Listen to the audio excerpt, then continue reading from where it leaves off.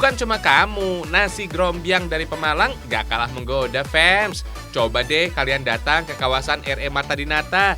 Di sini ada salah satu warung yang menjual nasi grombyang sejak tahun 70-an loh. Wah, bisa dibilang legendaris dong. Sebenarnya nasi grombyang mirip dengan nasi campur. Nasi disajikan dalam mangkuk, diberi irisan daging dan kuah. Nah, kuah yang memenuhi mangkuk terlihat bergoyang-goyang alias grombyang dalam bahasa Jawa. Alasan ini menjadi cikal bakal penamaan kuliner ini. Dulu, fams, nasi grombyang disajikan dengan irisan daging kerbau. Kalau sekarang sih kebanyakan dibuat dari daging sapi. Kalau mau, kalian juga bisa menambahkan aneka sate yang tersedia. Wih, ada sate babat, sate jantung, dan sate tulang muda. Enak tenan. Dari Pekalongan ada gulai kambing kacang hijau, fams. Daging kambing dan kikil direbus, kemudian disiram dengan kuah gulai rebusan kacang hijau. Unik ya? Kacang hijau ternyata digunakan untuk mengentalkan dan meningkatkan cita rasa gulai kambing, fams. Di Jawa Timur, menu ini biasa dilengkapi dengan roti Mariam atau roti canai. Kalau di Pekalongan, gulai kacang hijau biasa didampingi dengan sate kambing. Widih, mantep banget nih. Potongan daging sate kambingnya juga jumbo, bukan kaleng-kaleng deh. Jangan khawatir mengkonsumsi daging kambing ya, soalnya bisa meningkatkan kekebalan tubuh, menambah energi, dan mencegah anemia. Dijamin bisa menjaga stamina, fams. Kalau di Madura ada variasi menu bebek, fams. Mulai dari bebek goreng atau bebek bakar. Ada juga nih bebek blater. Sekilas bentuknya mirip rica-rica. Daging bebek yang diolah biasanya berasal dari peternakan sendiri, fams. Bebek juga tidak mengkonsumsi pakan kimia loh, sehingga lebih sehat. Bebek yang diolah umumnya berusia 40 hari, supaya tekstur dagingnya empuk dan tidak berbau amis. Cara bikinnya, fams, bebek yang sudah bersih diungkep dengan bumbu rempah. Masak sekitar 1 jam. Kalau sudah matang, daging bebek kembali dimasak dengan bumbu blater. Oh iya, blater adalah bumbu khas Madura. Terdiri dari cabai halus, ada tambahan kunyit, serai, dan jahe yang dicincang halus. Masak deh sampai kuah dan bumbunya kental. Daging bebek disajikan secara utuh, lalu siram dengan kuahnya. Wah, bikin lapar deh. Hehehe. Tekstur dagingnya dijamin empuk, fams, karena sudah diungkep sebelumnya. Bumbu rempahnya juga bisa melenyapkan bau amis loh. Oh iya, bebek dikenal kayak protein, fams. 100 gram daging bebek bisa memenuhi 23% kebutuhan harian tubuh tuh.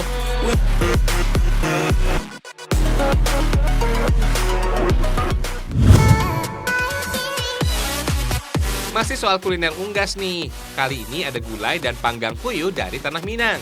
Cara bikin gulai puyuh, semua bumbu harus dihaluskan dulu. Untuk cabainya, jumlahnya bisa disesuaikan selera. Kalau suka pedas, kasih cabai yang agak banyak. Untuk santannya, sebaiknya gunakan santan dari perasan pertama, biar makin mantap rasanya. Lalu, masak bumbu dengan santan. Jangan lupa tambahkan daun jeruk dan salam, biar aromanya semakin harum. Masak sampai santan mendidih dan kuahnya mengental. Oh iya, burung puyuh ternyata kaya kandungan vitamin E, sehingga ampuh mencegah penuaan dini dan mampu meregenerasi kulit. Bikin awet muda, fams. Hihihi.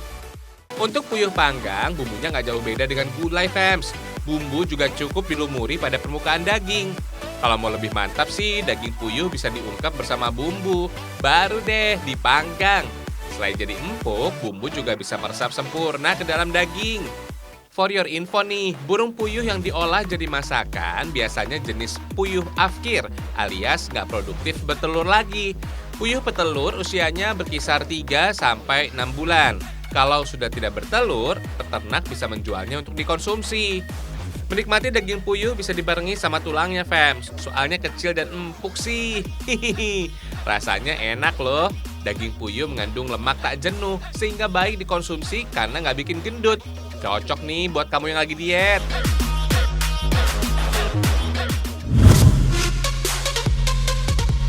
Fams, kuliner dari ikan juga nggak boleh dilewatkan. Ada brekecek dari Kabupaten Cilacap. Nama brekecek berasal dari kata brek yang artinya dijatuhkan, sedangkan kecek berarti dikecek-kecek atau diaduk bumbunya. Maksudnya sih menjatuhkan ikan ke dalam bumbu dan diaduk bumbunya. Ikan yang digunakan untuk brekecek jenis ikan jahan, Fams, tapi hanya bagian kepalanya saja ya yang dipakai. Kalau daging ikan jahan biasa diolah menjadi ikan asin jambal roti. Biar makin nikmat, kali ini kita masak seluruh bagian ikan jahan. Jadi lebih puas menyantapnya. Hehehe. Bersihkan dulu daging ikan jahannya ya. Kalau kalian nggak suka dengan rasa ikan jahan, boleh kok diganti dengan ikan laut lainnya. Siapkan bumbunya deh. Haluskan semua bumbunya. Dan jangan lupa cabai rawit ya, supaya pedasnya menggigit lidah. Sebelumnya, daging ikan jahan harus direbus dengan daun salam dan garam untuk melenyapkan bau amisnya. Lalu tumis deh bumbu halus. Tambahkan air dan masak sampai mendidih. Masukkan saja ikan jahan rebus tadi. Masak sampai bumbu meresap dan tekstur daging ikan empuk. Yuhu, brakacek ikan jahan khas Cilacap siap disantap.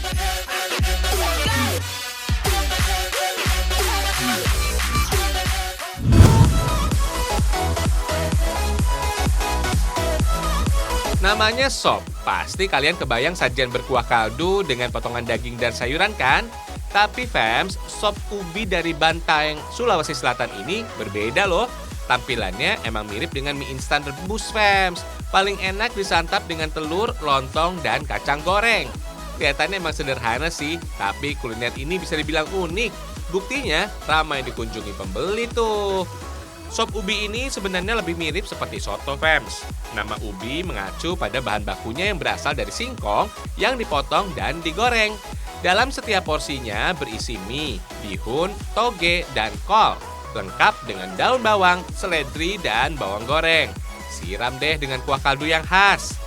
Cita rasa sop ubi ini rasanya gurih meski tanpa tambahan daging. Paling mantap lagi ditambah dengan sambal dan air perasan jeruk nipis. Segar. Cocok tuh untuk menghangatkan tubuh.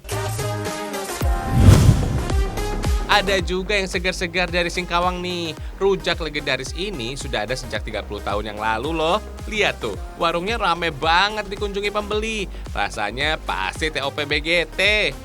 Fams, rujak di sini juga berbeda dengan rujak yang kita sudah kenal loh. Bumbu racikannya makin istimewa karena ada tambahan ebi dan petis. Padahal rujak biasanya cuma memakai gula merah dan kacang tanah tuh.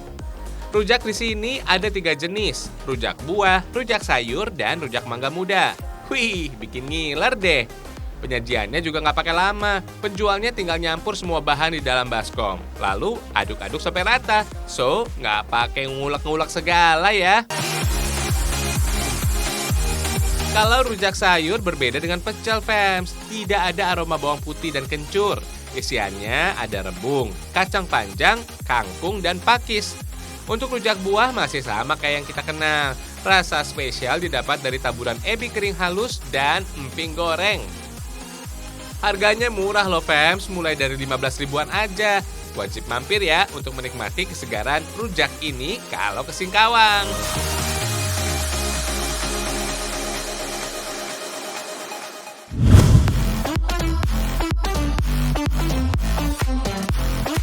Saatnya berburu kuliner fams. Jangan dikira ini cuma pot berisi kembang warna-warni fams. Kembang ini juga bisa dimakan kok, namanya flower cake. Tampilannya cantik fams. Aduh, jadi nggak tega makannya nih. Hihihi. Flower cake ini sama dengan bolu lainnya. Terbuat dari gula, mentega, dan terigu yang diaduk dengan mixer. Kemudian panggang deh dengan oven. Untuk hiasan bunganya berasal dari buttercream fams. Campuran putih telur dan gula yang dicairkan. Kemudian dikocok dengan mixer fams. Jangan lupa tambahkan mentega. Olesi cake dengan buttercream yang sudah diberi pewarna sesuai dengan kebutuhan. Karena proses bikin secara manual, maka butuh keahlian dan kesabaran dalam pembuatannya. Pertama, buat kelopak bunga. Nggak usah pakai cetakan segala deh. Kalau udah jadi, bunga tinggal dirangkai aja di atas cake. Biar makin cantik, kasih hiasan lainnya. Wah, jadi kayak bunga sungguhan, fams. Jadi nggak tega menyantapnya nih. Hihihi. Kue ini bisa jadi alternatif hadiah buat orang tersayang. Cantik ya, persis kayak kamu.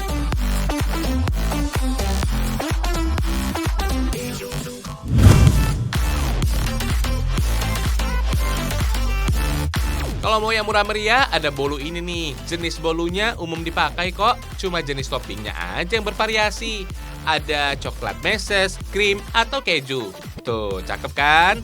Bahan membuat bolu sama fams. Tepung, gula, telur, dan mentega yang dicampur jadi satu sampai adonan mengembang. Berdasarkan tekniknya, fams, ada dua jenis bolu loh. Ada butter cake yang dikocok dengan mentega dengan gula, ada juga sponge cake yang diawali dengan mengocok telur dengan gula hingga kaku. Lanjut, panggang adonan dalam oven selama 30 menit. Jangan sesekali membuka tutup oven saat dipanggang ya, supaya adonan gak kempes. Kalau sudah matang, dinginkan fams. Lalu olesi dengan buttercream sebelum diberi topping.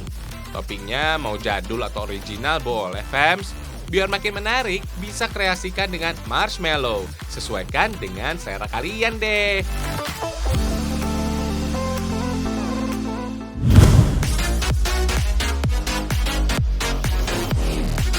Kalau durian dikenal di Medan, Bika Ambon juga nggak ketinggalan nih. Apalagi kue manis dengan tekstur berlubang dan lembut ini cocok dijadiin jajanan tradisional favorit. Untuk membuat bika, kita butuh santan yang dimasak bersama daun pandan dan daun jeruk. Lalu saring untuk memisahkan daun dan santan. Sebelum diolah, santan harus dalam keadaan dingin ya, supaya tidak cepat berjamur. Untuk campuran lainnya, ada telur. Dulu fams, resep asli bikin bika Ambon memakai air nira yang digunakan sebagai pengembang alami. Kalau sekarang bisa memakai ragi aja kok. Ragi bisa membuat tekstur bika Ambon menjadi bolong-bolong fams karena adanya proses fermentasi dalam adonan. Kue bika Ambon hanya menggunakan kuning telur saja ya fams. Soalnya putih telur bisa bikin kue bika jadi keras. Kemudian campur tepung dan diuleni sampai rata. Hasilnya emang agak encer gini nih. Tapi nggak bisa langsung dimasak ya. Butuh waktu sekitar 7 jam untuk mendiamkan adonan supaya proses fermentasi berjalan dengan baik. Lama juga ya.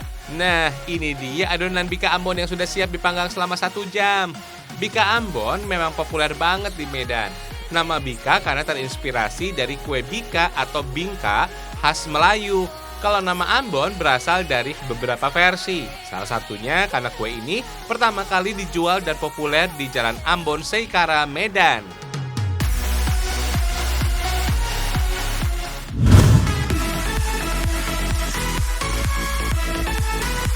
Udah kenyang dong, biar lemak gak numpuk kita wajib gerak nih. Gimana kalau kita wisata ke daerah Mandeh, Sumatera Barat? Pemandangannya indah ya, bisa menyegarkan mata juga loh.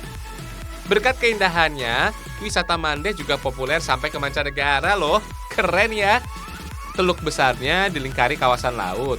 Dengan jajaran pulau di tengahnya, ada Pulau Taraju, Pulau Setan Kecil, dan Pulau Sironjong besar atau kecil. Pulau Mandeh makin terkenal di mancanegara oleh Pulau Cubadak. Cantik banget ya, gak kalah deh sama Maldives. Hihihi. Kalau kalian mau berkeliling melihat keindahan Teluk Mandeh, kalian bisa sewa perahu dari tempat pelelangan ikan carocok. Biaya sewanya bisa ditawar sesuai dengan kesepakatan. Paling enak berangkat dari subuh ya, supaya setiap spot bisa disinggahi. Spot yang paling terkenal di sini namanya Pulau Setan. Pantainya memanjang dengan panorama kawasan pesisir selatan yang cantik banget, bikin betah. Banyak aktivitas menarik yang dapat dilakukan di Pulau Setan. Mulai dari bermain air di tepi pantai, sampai menikmati serunya adu balap kano atau skoci kecil. Seru deh. Ikutan main wakeboarding bareng anak-anak setempat juga oke kok.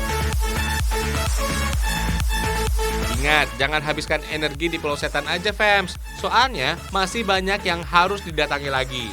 Bagi yang suka uji adrenalin, coba deh melompat dari tebing di Pulau Saronjong kecil. Ayo, siapa yang berani cliff jumping dari ketinggian sekitar 15 meter? Seru! Saronjong kecil punya 2 titik untuk melompat. Untuk pemula bisa lompat dengan ketinggian sekitar 5 meter dari permukaan laut. Yang lebih menantang dari ketinggian 15 meter nih. Ayo, siapa berani? Kalau nggak ada nyali, mending latihan dulu di jump point 5 meter. Dengan melewati berbagai tangga permanen yang aman. 1, 2, 3. Pure! Biasanya tuh kalau sudah sekali lompat, pasti ketagihan. Boleh kok kalau mau tambah lagi, mumpung gratis. Hihihi. Gak jauh dari lokasi cliff jumping ada keindahan bawah laut dari kawasan Mandeh yang gak boleh dilewatkan. Lokasinya berada di antara Pulau Saronjong Kecil dan Pulau Cubadak. Wajib nyemplung deh. Dijamin gak akan nyesel karena keindahan bawah lautnya luar biasa. Terumbu karang dan aneka ikan berwarna-warni menari-nari tuh. Duh, bikin senang hati.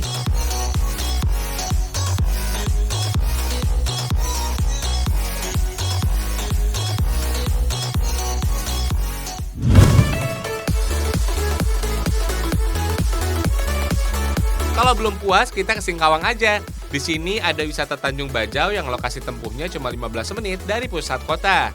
Ada beberapa spot yang bisa dikunjungi fans, misalnya Singka Zoo alias kebun binatang. Kalau masuk ke dalam, ada jungle track. Pada sisi kiri dan kanan terdapat deretan kandang hewan. Singka Zoo lokasinya emang berada di dalam hutan, sehingga hewan penghuninya merasa nyaman layaknya habitat aslinya. Beberapa jenis monyet sengaja dilepaskan. Pengunjung bisa bermain-main langsung dengan mereka. Tenang, monyet-monyet ini jinak kok. Ada ratusan satwa yang dipelihara di Singka Zoo. Mulai dari burung merpati, ayam mutiara, burung kasuari, merak biru, harimau, dan singa. Lahannya juga cukup luas, sekitar 220 hektar. Tapi baru 20 hektar saja yang dimanfaatkan untuk menampung aneka satwa. Meski Singka Zoo dimiliki perorangan, satwa yang dikembangbiakan di sini sudah mendapat izin langsung Kementerian Kehutanan kok. Koleksi Singka Zoo yang menjadi pusat perhatian adalah Golden Tiger. Si raja hutan ini tergolong jenis harimau terlangka kedua di dunia setelah harimau biru. Golden Tiger persilangan antara harimau putih dan harimau benggala. Kalau sudah lelah jalan di jungle track, ada kuda yang siap ditunggangi. Tenang, ada jokinya kok. Kudanya juga jinak. Seru ya, cocok nih berwisata bersama keluarga. Nggak cuma kebun binatang aja, kita juga bisa bermain di pantai berpasir. Namanya Pantai Pasir Pendek. Karena masih dalam kawasan Tanjung Bajau, nggak usah bayar lagi ya. Silahkan main sepuasnya. Fems, pasir Pantai Pendek memiliki pasir berwarna coklat kemerahan. Ombak juga tidak terlalu besar, meski posisi pantai langsung menghadap Laut Cina Selatan. Jadi aman buat main-main air dan berselfie ria. Kalau mau sekedar menikmati pemandangan alam tanpa repot main air, ada spot yang hawanya sejuk. Lokasinya ada di dataran tertinggi yang dinamai Rindu Alam. Dari atas sini, kita bisa melihat perbukitan dengan area hijau lainnya. Wah, komplit banget deh. Pemandangan indah dan suasananya yang sejuk bikin hati dan pikiran lebih rileks.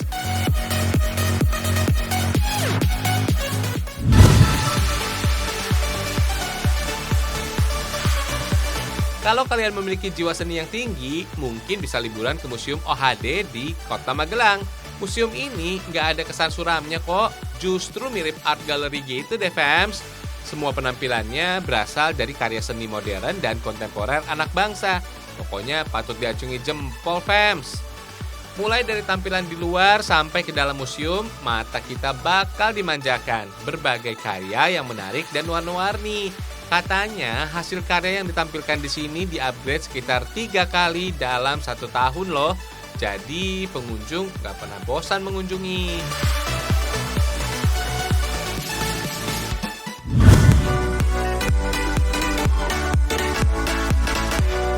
Karya seni berikutnya juga hasil karya anak bangsa di Magelang juga nih. Coba tebak, miniatur burung dan ikan ini terbuat dari apa? Ternyata semuanya ini terbuat dari tanduk sapi loh. Tanduk sapi ini berasal dari pedagang sapi di berbagai daerah di Indonesia. Ada yang didatangkan dari Sumatera dan Kalimantan fams. Teksturnya yang keras dan tahan lama jadi pas banget dibuat aneka kerajinan sebagai hiasan. Pilih tanduk yang utuh dan tidak rusak atau bolong ya. Kemudian potong sesuai dengan pola yang dibuat. Kemudian tanduk dibakar selama beberapa menit supaya teksturnya bisa lebih lunak dan mudah dibentuk. Misalnya proses membentuk burung, sayap, dan kepala burung kemudian dirakit. Jangan lupa permukaan tanduk harus diamplas supaya halus dan menghasilkan tekstur yang mengkilap. Selanjutnya tinggal diselesaikan detail-detailnya aja fams dengan pahat.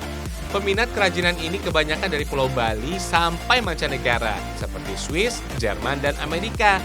Ternyata hasil karya anak bangsa bisa dikenal sampai mancanegara. Keren ya!